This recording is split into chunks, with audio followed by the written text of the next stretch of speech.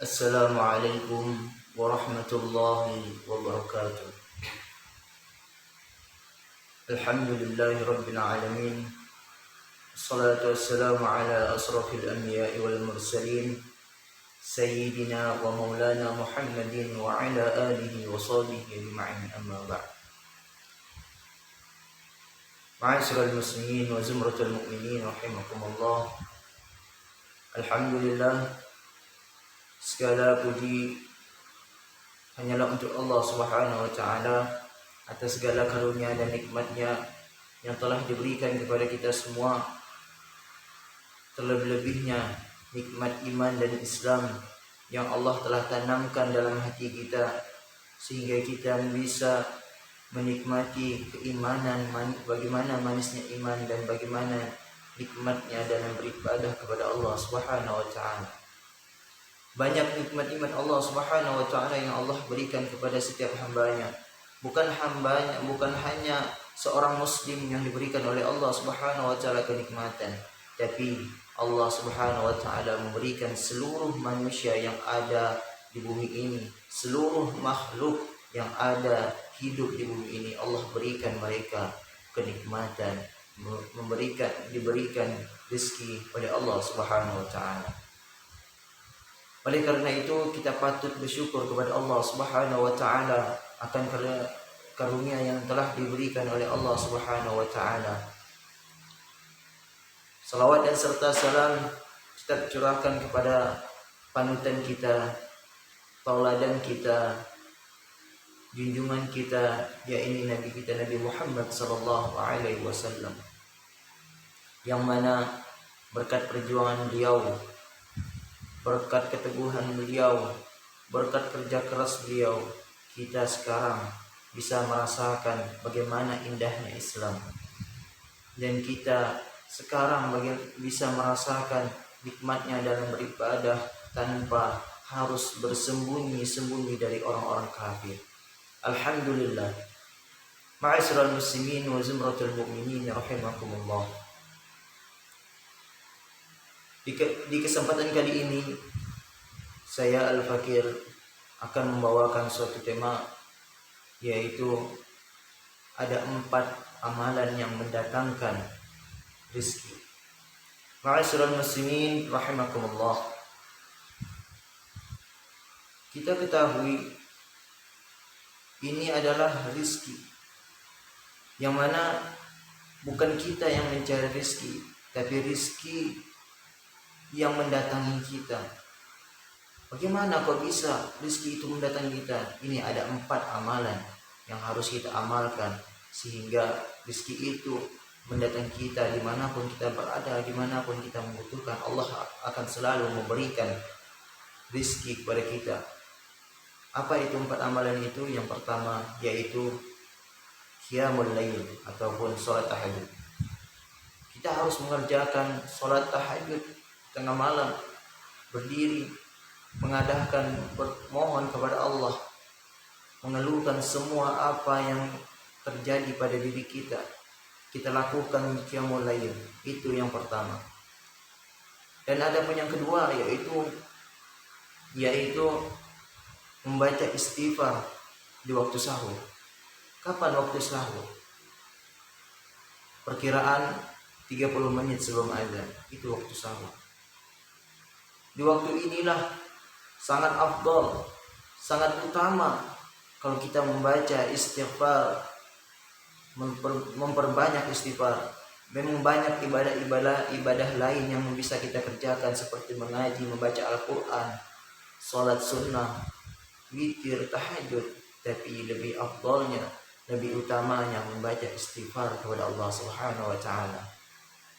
Banyak istighfar yang telah diajarkan oleh para ulama kita, dan lebih utama yang kita baca yang lebih utama yaitu sayyidul istighfar. Allahumma anta rabbi la ilaha illa anta khalaqtani wa ana 'abduka wa ana 'ala ahdika wa wa'dika mastata'tu a'udzu bika min syarri ma sana'tu abu'u laka bi ni'matika 'alayya wa abu'u bi dhanbi faghfir li fa innahu la yaghfiru dhunuba illa anta. Memperbanyak baca salawat itu, insya Allah Doa itu sangat luar biasa kalau kita bisa memaknainya, mendalaminya, menghayatinya. Itu adalah sayyidul istighfar. Yang kedua. Adapun poin yang ketiga yaitu bersedekah. Bersedekah ini salah satu amalan untuk mendatangkan rezeki kepada kita. Bukan kita mencari rezeki, tapi rezeki yang datang kemari kepada kita, mencari-cari kita. Kita harus banyak bersedekah kepada orang-orang. Bukan hanya kita bersedekah pada waktu yang lapang. Ketika kita banyak uang, kita bersedekah. Ketika kita banyak harta, kita bersedekah. Tapi ketika kita juga lagi susah, ekonomi kita lagi susah, mari kita luangkan harta kita sedikit untuk bersedekah di jalan Allah Subhanahu wa taala. Memang pada halnya hitungan ekonomi kita, kalau kita mengeluarkan harta kita akan berkurang, tapi tidak dengan hitungan Allah Subhanahu wa taala. Maka ketika orang yang bersedekah akan mendapatkan dua kelebihan, mendapatkan dua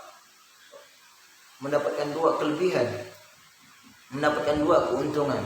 Yang pertama, ketika dia bersedekah, dia sudah menabung untuk keperluan akhiratnya yang akan dipanennya ketika di akhirat kelak. Yang kedua, yaitu ketika dia bersedekah, maka Allah Subhanahu wa taala akan selalu mencukupinya, mencukupi kebutuhannya, memberikan dan menambahkan hartanya, dan memberikan keberkahan pada hartanya. Ini keutamaan orang yang bersedekah. Bahkan orang yang sering bersedekah, keutamaan bersedekah ini banyak sekali. Seperti contohnya pada dalam suatu riwayat diceritakan Nabi Daud alaihissalam mengajar murid-muridnya di suatu majlis taklim. Ketika Nabi Daud alaihissalam mengajar, datang malaikat maut mengabarkan. Ketika malaikat maut datang menghampiri Nabi Daud alaihissalam, tentu seorang nabi tahu bahwasanya yang datang itu adalah malaikat. Ketika Nabi maut Israel datang, bertanyalah Nabi Daud alaihissalam, ada apa engkau datang kemari? Apakah engkau ingin mencabut nyawaku? Apa kata malaikat maut? Tidak, wahai Nabi Allah, aku datang kemari bukan untuk mencabut nyawamu, tapi aku datang kemari sesuai perintah Allah Subhanahu wa taala untuk memberikan kabar. Kabar apa kata Nabi Daud? Bahwasanya, kata malaikat Israel, bahwasanya dalam waktu 10 hari lagi aku akan mencabut salah satu murid dari muridmu. Siapakah itu? Kata Nabi Daud alaihissalam. Dia adalah yang duduk di pojok sana.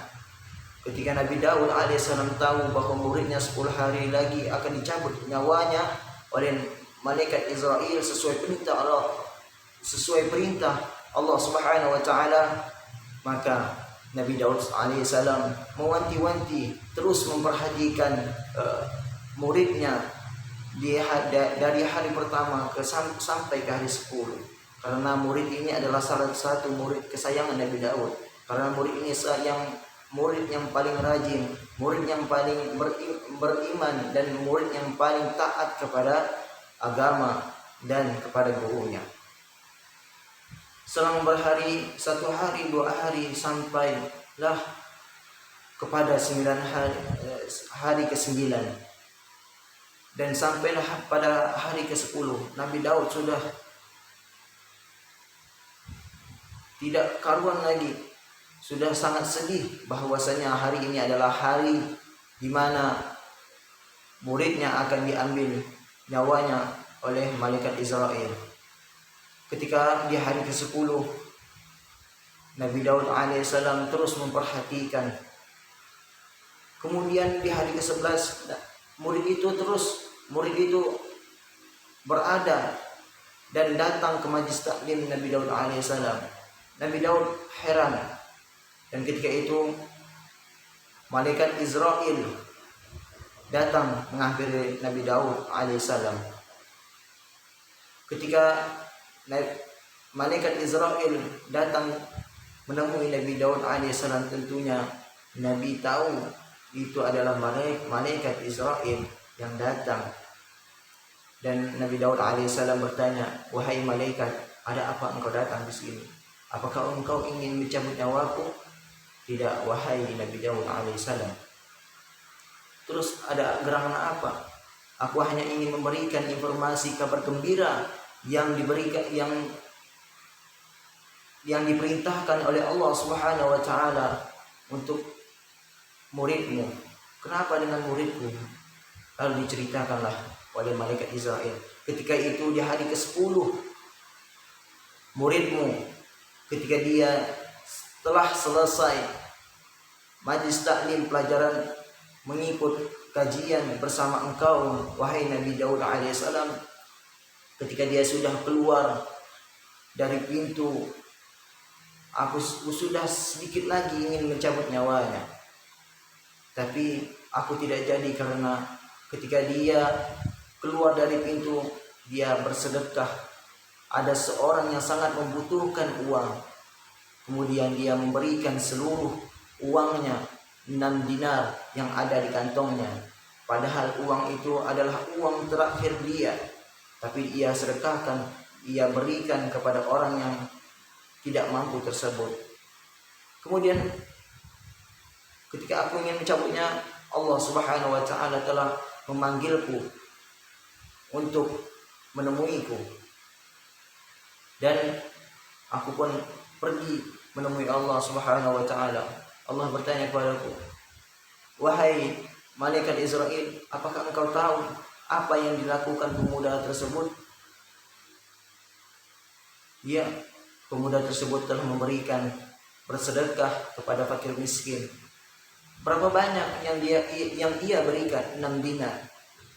"Engkau tahu apa yang diucapkan oleh fakir miskin itu? Apa yang didoakan oleh fakir miskin itu?" Ia berdoa, "Wahai Allah, panjangkan umur dia." Maka dari itu aku panggil engkau kemari agar engkau tidak mencabut nyawanya. Kemudian bagaimana dengan takdirnya? Engkau, apa kata Allah? "Ganti, hapus takdirnya dan tambah umurnya sebanyak 60 tahun lagi." Kemudian terus, apakah engkau tahu apa yang diucapkan oleh fakir miskin tersebut? "Tidak ya Allah." Terus Allah mengatakan kepada malaikat Israel, "Jadikan pemuda itu teman baiknya Nabi Daud di surga kelak nanti." Subhanallah. Dari cerita ini bagaimana kehebatan dalam bersedekah, keutamaan dalam bersedekah bisa memanjangkan umur kita, dan bersedekah pun bisa mengusir kejahatan. Inilah keutamaan sedekah. Kemudian itu yang poin ketiga, dan ada poin yang keempat, yaitu zikir pagi dan petang yang kita harus lakukan agar rezeki mendatangi kita. Yang keempat yaitu zikir pagi dan petang. Apa itu zikir? Banyak, segala macam zikir banyak yang bisa kita lakukan, seperti zikir al-ma'surat. Bisa kita baca zikir al-ma'surat, ataupun kita tadarus membaca Al-Quran, itu termasuk zikir kepada Allah Subhanahu wa ta'ala. Ma'asyiral muslimin wa zumratul mu'minin rahimakumullah. Inilah 4 amalan yang mendatangkan rezeki kepada kita. Bukan kita mencari rezeki, tapi rezeki yang datang kepada kita. Inilah yang diberikan, keutamaan yang diberikan oleh Allah Subhanahu wa ta'ala kepada hambanya. Ma'asyiral muslimin wa zumratul mu'minin rahimakumullah. Marilah kita memperbanyak dan mengamalkan apa 4 amalan ini kalau kita ingin didatangi oleh rizki dan rizki kita lancar dan diberkahi oleh Allah Subhanahu wa taala. Ma'asyiral muslimin wa zumratul mu'minin rahimakumullah. Mungkin hanya ini yang dapat saya sampaikan.